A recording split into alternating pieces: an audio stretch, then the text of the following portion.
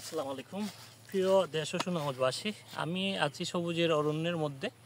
আমার পেছনে হচ্ছে ভারত মেঘালয় সীমানা, মেঘালয় যে পাহাড়, এবং এই পাশটা আসলে সবুজ এই কারণেই মূলত এই সুনামগঞ্জ জেলা শহরের বিশম্বর উপজেলার বিশেষ করে এই সুলকবাদ ইউনিয়নে প্রচুর পরিমাণে আসলে সবজি চাষ করা হয়।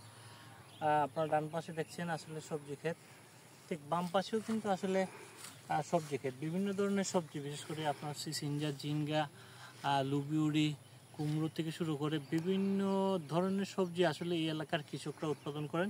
কিন্তু দুঃখের বিষয়, তারা তাদের যে শ্রম, সেই সঠিক শ্রমের মূল্য কিন্তু তারা পান না। যখনই তারা বাজারে এই সবজিগুলো নিয়ে যান, বাজারে সিন্ডিকেট কর্তৃক আসলে তাদের এই মালগুলো, পণ্যগুলো কিনা হয়, কিন্তু তারা আসলে সঠিক মূল্য পান না। বাজার মনিটরিং ব্যবস্থা যদি আসলে জোরালো করা হয় সরকারের পক্ষ থেকে, যদি আসলে প্রয়োজনীয় উদ্যোগ গ্রহণ করা হয়, তাহলে হয়তো বা এই এলাকার কৃষক যারা আসলে শরীরে ঘাম ঝরিয়ে এই সবজি কৃষি পণ্য উৎপাদন করেন,